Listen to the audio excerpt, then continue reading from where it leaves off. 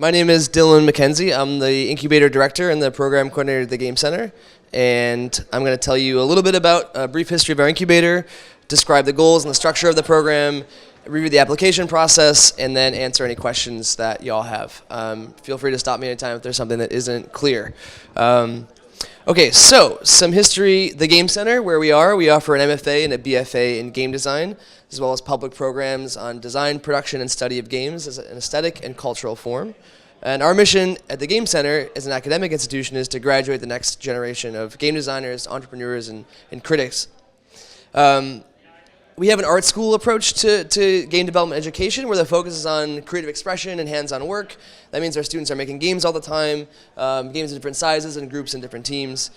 The important part here in terms of a public incubator is that the incubator comes from an art school approach to game design, where we see games as a form of culture, and that's what our students are creating. But 2 years ago when we started the incubator, we realized that just creating culture in a vacuum is not to the benefit of our students, and we want to create something where they're interfacing with the commercial constraints of game design at the same time that they're creating games in this art school paradigm. So we created a program called the NYU Game Center Incubator. And initially the focus was on just our MFA, our graduating MFA students. So we wanted to take their thesis projects, which were a year of development, and help them kind of get a leg up using those projects as the tool of the product that they would bring to launch. In the second year, we expanded the program to include undergraduate students and PhD students, and all along the long-term goal of the incubator has been to include more than just our students in the program. As you can see from Playtest Thursday here, it's an important part of our culture that the Game Center is constantly interfacing with the public and being a public benefit in addition to being a benefit directly to our students. So again, the incubator the idea is to focus on things that we don't focus on in art school. So that's stuff like the difference between an LLC and a corporation, or how to prepare a press kit, things that you're not necessarily focusing on when you're just trying to make the best possible game that you can. So the purpose of the NYU Game Center Incubator is to bridge this experimental work with the realities of the marketplace. And we do that by giving promising projects time, space, guidance, and resources to maximize opportunity for commercial success. So here's what that looks like. Time, at the most fundamental level, the incubator makes it possible for developers to focus on their projects full-time for 3 months. It's a context to focus not just on developing the games, but on launching those games. That's really critical to what the incubator is all about. So at the end of the program, we have a public showcase in September. Last year it was at Brooklyn Brewery. And we plan to do that again. The idea that the kind of launch is where you're headed. So how do we do that? Like this. Overall, the program is not very structured. We keep the curriculum pretty light. This is not a continuation of grad school. This is an incubator. It's a program about launching your game. So at the beginning, you're going to set a distribution goal. So again, how do you want this game to be out there in the world and in people's hands? So that can take the form of more or less three different types of launches that are all going to kind of shade the way that you are working on your game in the incubator. It could be a public launch. That could be launching the game on iOS. That could be starting in early access. It could be crowdfunding. If your game is more appropriate for something that needs some more time after the incubator program, then we're going to help you work on what it means to crowdfund a game. If it's a pitch to publisher, then the focus changes more on creating an excellent pitch deck.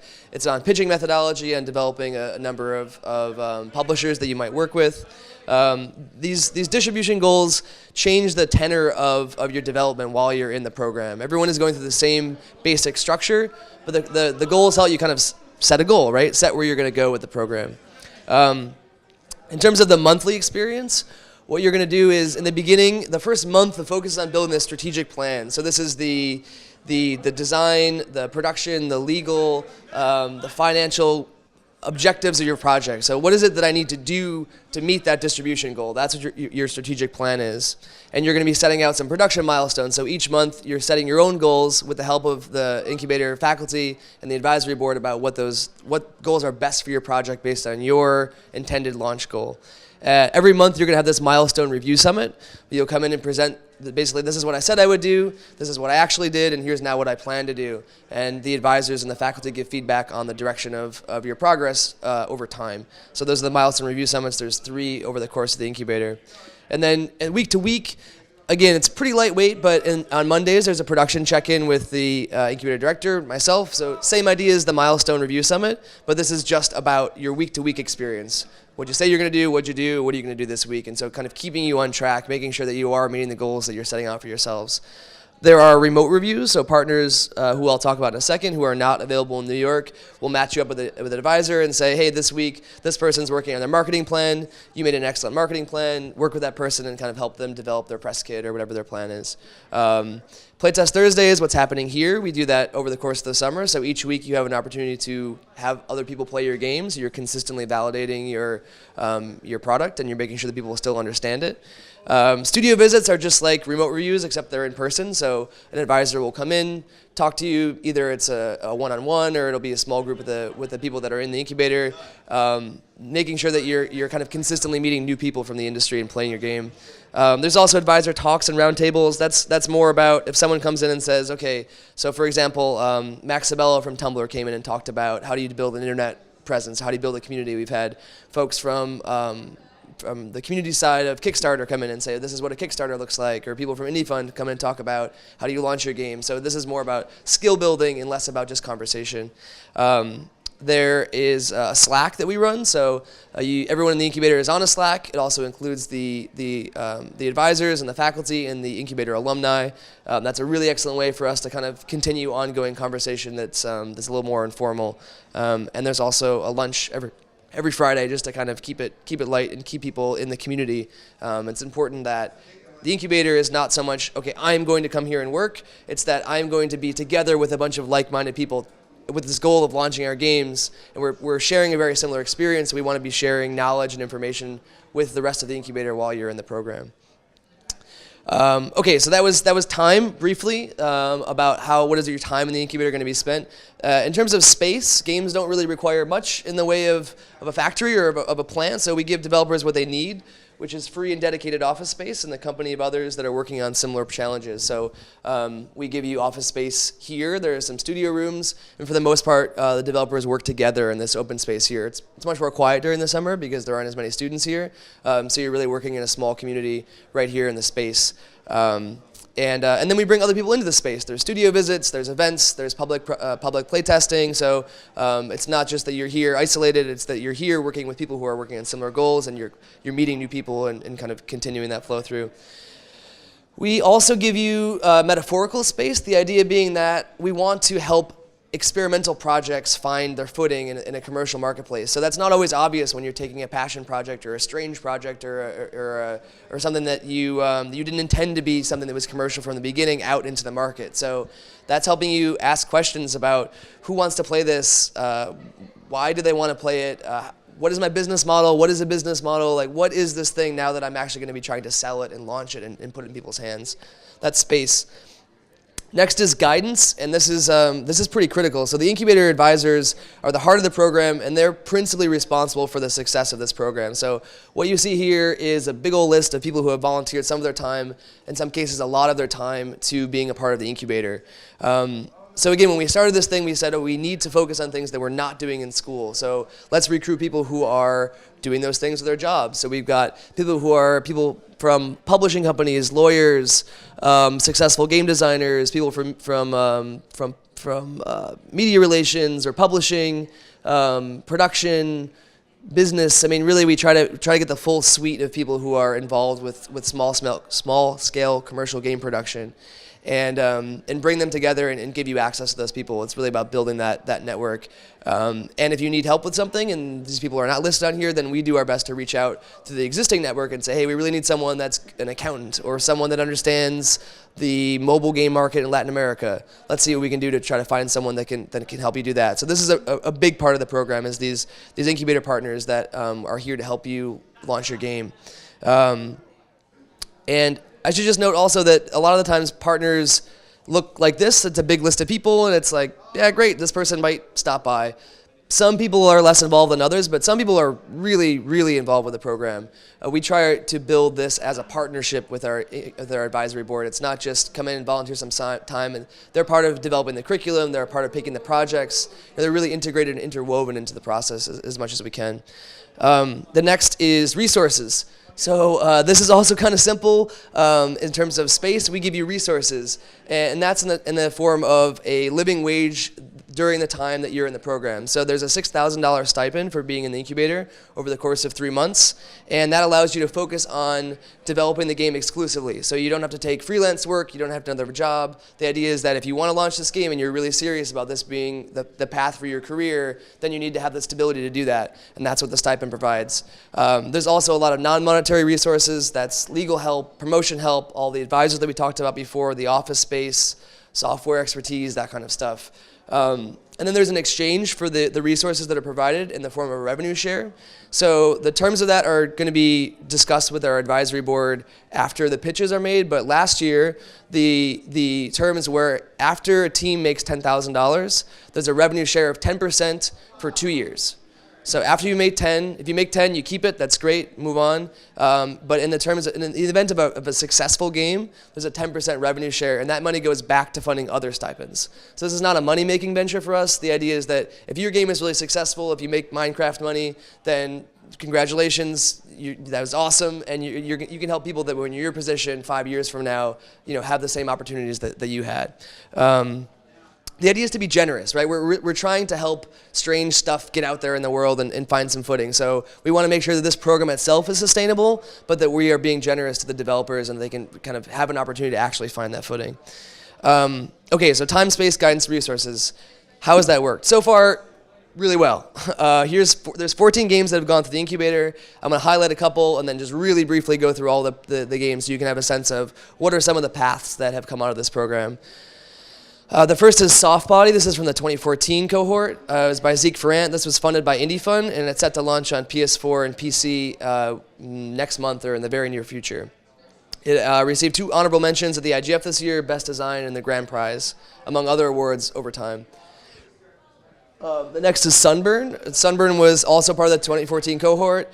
They launched in the fall of 2014 on Android and iOS. They've had over 100,000 downloads at varying price points. They still maintain a 5-star review, and they still see a steady stream of downloads from that game.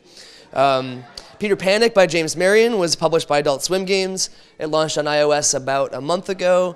It was featured. It was a best new app, and James is currently working on part 2 of Peter Panic.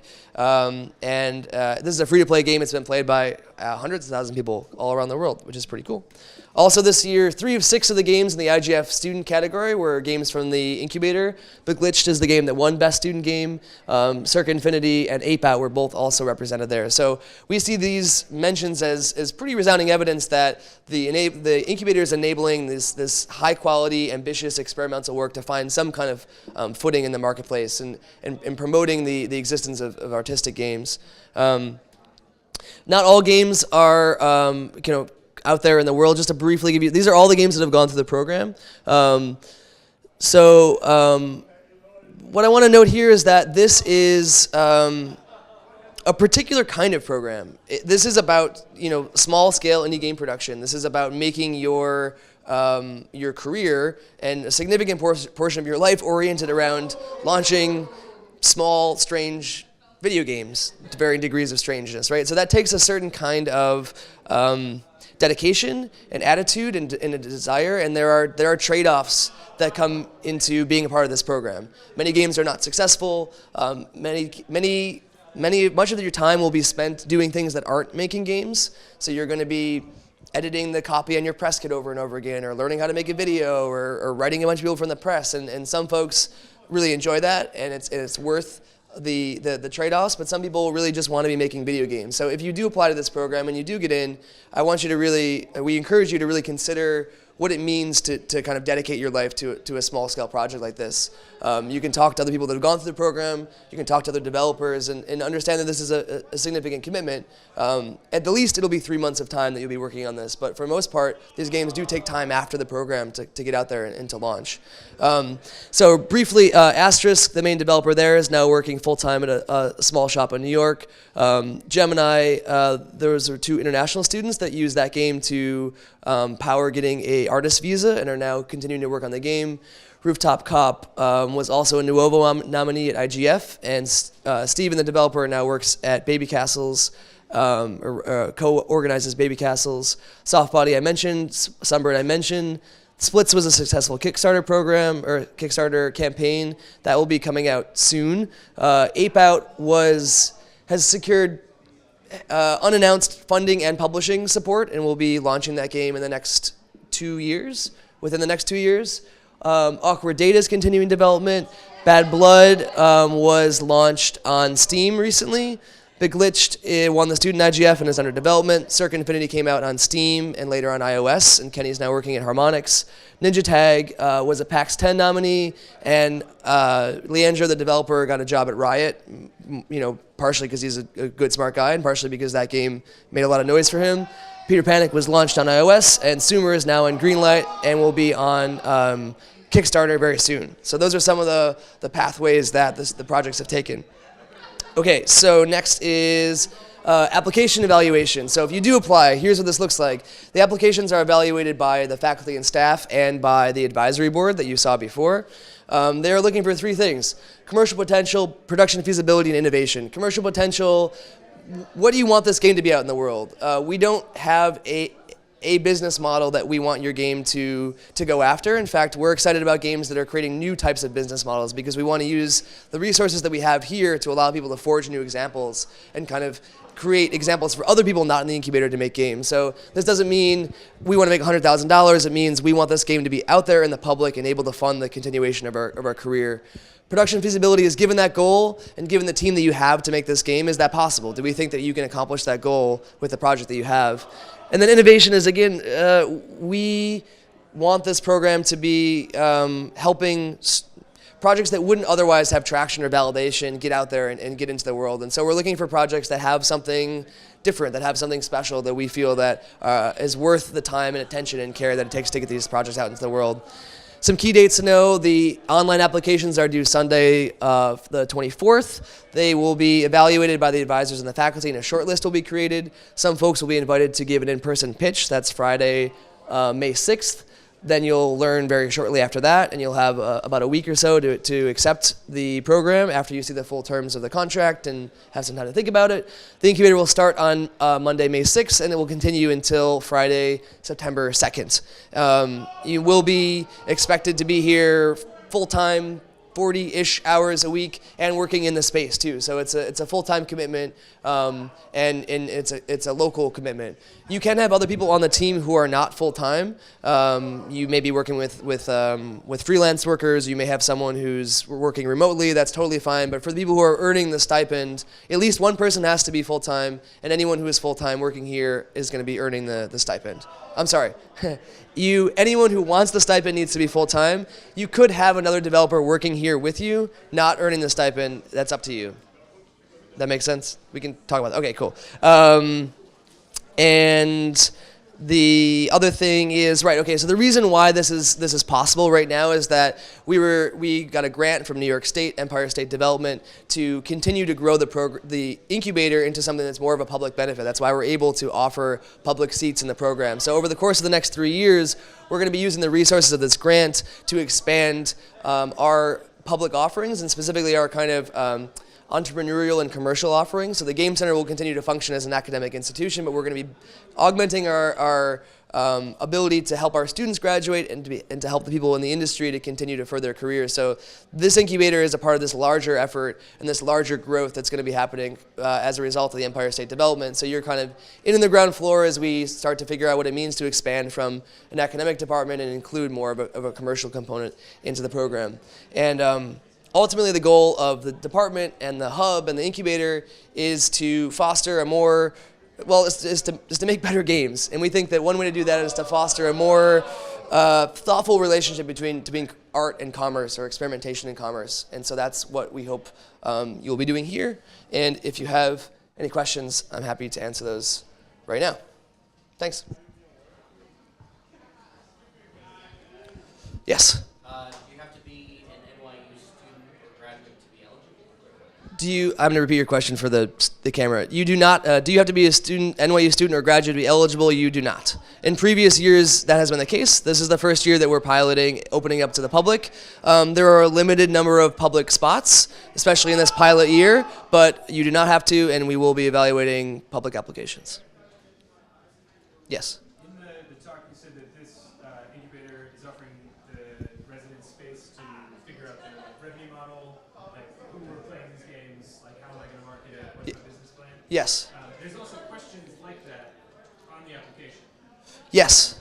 So what should we, like, just take our best crack at it to begin with, and then revise later? Or Yes. how do you suggest we negotiate that? So the question is, the application asks for your launch plan, your business model, but the part of the program itself is about developing a business model. So what do you do? The short answer is yes. You're gonna you negotiate it here while you're in the program. But what we're asking for there is kind of, have you thought about it, or what do you think about it? Because if you're just like, hey, I've got an art game, I want to make money off of it. Great, that's a start. But like, what are your thoughts about it? I mean, have you explored different platforms? Who are the people that might want to play it? What are some prior examples? Like, we're looking for projects that don't have an answer already, but that doesn't mean that you shouldn't have thought about it. And in fact, it maybe means you should have thought about it more than other folks, because you're saying, well, there's a lot of options and all of them are inadequate. I'm glad there's an incubator because now I can help find the thing that really makes sense for this project. So just take a crack at it, show us how you're thinking through the problem, and that'll help us understand if this is the right place to help you. Cool. Yes? So would you say that the incubator is meant for people who've already been on their own trying to develop games? I mean, on the site, it actually recommends that, the game is close to completion and you want that final push. Right. So would you just be turning away people who maybe are seeing this as a great opportunity but still want to put in the effort to try to offer a game for review? Or are you just gonna turn away and ask them to apply maybe at another time? Right. Okay, so sort of two good questions here. Who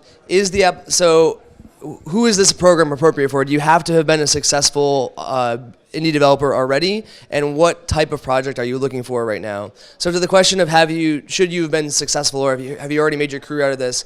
No, not necessarily. I think that that will depend on, you should apply as you are. I mean, we're looking for people who have a project that wants to get out into the world. And if you've been doing this for 10 years, or if you've been doing it for 1 year, the question is whether or not this project that you bring to us, to the incubator, is something that can kind of go on from here. I think it will help your application if the people in your team have shown experience or have ongoing experience, but that's not necessarily a prerequisite. And in terms of the projects that we're looking for, yeah, the idea here is that this is a program that is specifically about launching your game. So what we don't want is, I've got a great idea for a game, it's right here in the notebook. That's just not what this program can help you do. This is about kind of helping you say, okay, I've got this idea. The game is already there, and there's many different definitions of what there means. So, for instance, Ape Out came to the incubator. That's got 2 more years of development. So obviously, it's not nearly done. But that game had a core to it, and he had a sense of where it was going. And then he learned how to pitch that to publishers. He learned how to develop a sense of how to talk to people about what it will look like as a final product. And he was able to make the case that this is a great game that needs your publisher's help, so I can make it for 2 more years and then launch it.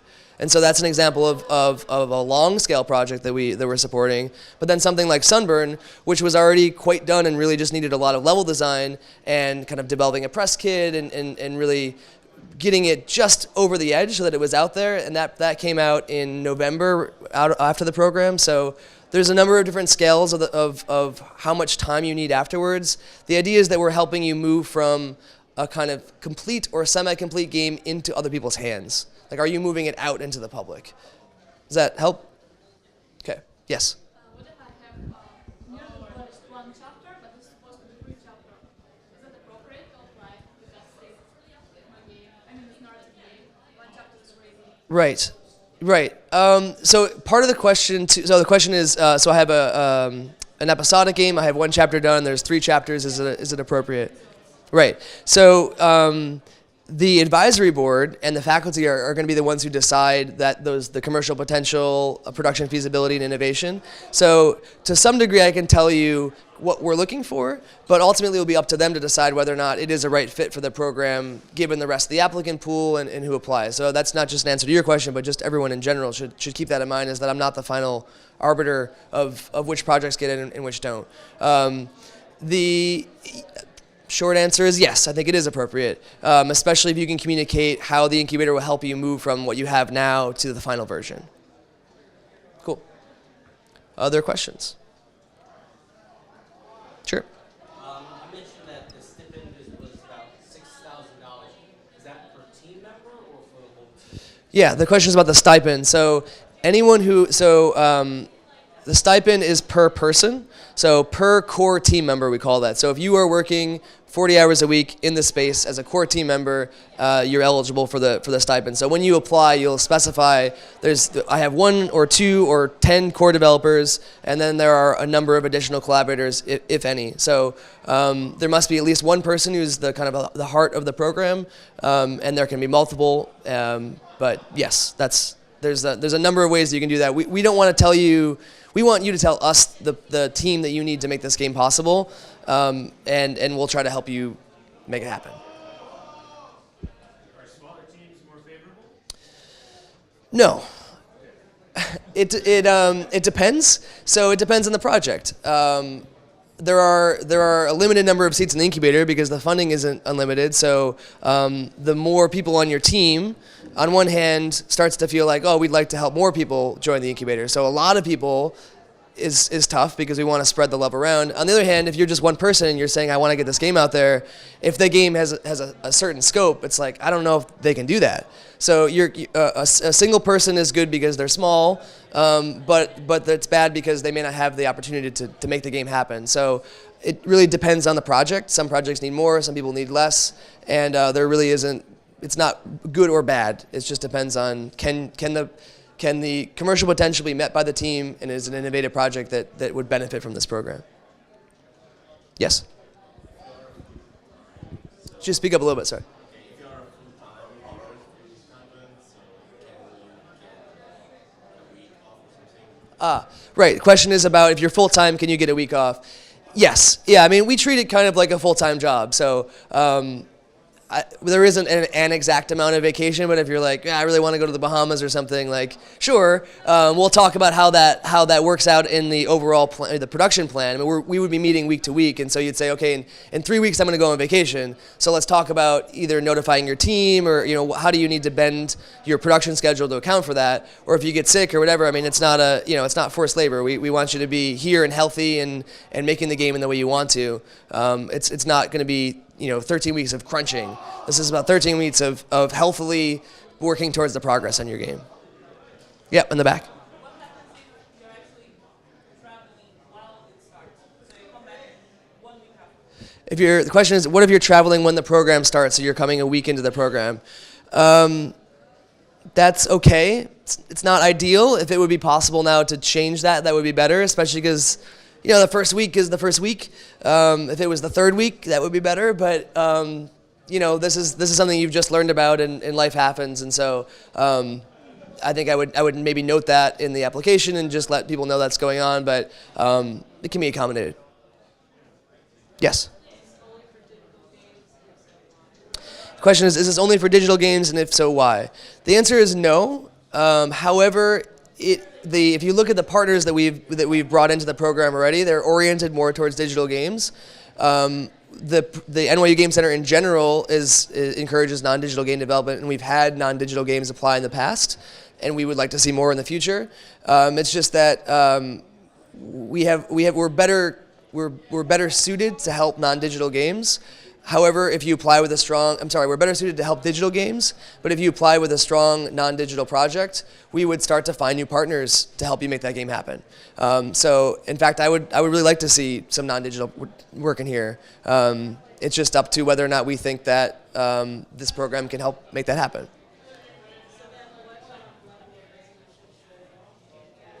What level of? Question, right, yeah. So the question is, if it is a non-digital game, what level of resolution should it be at? It depends on the full picture of the game. If you're going to make a game with, a bunch of miniatures and metal pieces, and like, it should be done. If it's a card game that you need to work out just the distribution of, then that's it depends on the size of your team and where it's at. Basically, I mean, more or less, the more complete. Well, not complete. We don't want your game to be done and then we just like help you make a marketing plan. We want to be helping you kind of make those things together, right? You're developing the end of your game, and the launch of your game is kind of informing each other. And so, more done is better, but not all the way done, if that helps. Yes. Is there a set split between students and community? Right. Is there a set split between the public seats and the student seats? And before I answer that, I just have to check the time because, okay, good. There's a talk coming at 7. Lane Nooney in the back is going to talk about when indie games came in Ziploc bags, and it's going to be really good. So I'll make sure I'm not stepping on her time. But, okay, question is, yes, is there a split between public and NYU seats? The answer is no, there is no set split. It's something we're going to feel out, especially in this first year here. It's spent 2 years as a student-only program. It's grown from MFA to undergraduate and PhD, and now it's growing to public. And so we want to make sure that we're growing the program in a kind of logical, organic way, and that it maintains the kind of core of it. I don't know what that means yet, because it's going to depend on projects, who applies, and what the advisors think. And so, but we have no number in our head. It's about creating the best possible outcome. Yeah, with a focus on our students, I guess. Yes. What's the timetable like for the next incubator in case people couldn't exactly apply for this one? Is it Right. geared for every summer? Right. Yep. So the question is the timetable of future incubators. I don't know yet. So we got this grant, which is excellent. This is great news, and we're just in the process of making that happen. So one thing that we are going to be doing is getting a new space, another space that's specifically for the incubator and for public game development. There's many different forms that could take. Space is very complicated. So if we get something sooner, that there may be an opportunity to run the incubator longer. We may say, instead of doing a larger cohort for 3 months, we may do 2 small cohorts for 3 months. And so it's in a flexible period right now. Most likely it will run at more or less the same time again next year, just because that's kind of how the world works, but there's an opportunity for change along the way. So I would aim for this happening again around the same time, and if something changes, then we'll go from there. Yes. During the time of Incubator, there's a number of events like PAX or Gamescom, that sort of thing. Do you guys provide assistance into getting into those events, and what time? Right. Question is, during the incubator, if there are events like PAX, does the incubator provide assistance getting into those programs? Not direct assistance, not financial assistance, or we don't have like a red phone that we can call PAX and get you into the program. But in this, there are almost 70 now partners that are all on these are the people that are judging Indiecade games or judging IGF, and you're making connections with people that are in the industry. And so if you are leveraging the most amount that you can out of the folks that are volunteering their time and helping your game and showing them what's exciting about your game and giving it a chance to play it, that's the kind of thing that can help you get into festivals. So there's no direct answer to that, but the answer is do good work and make great relations with these people, and that's kind of how you go forward.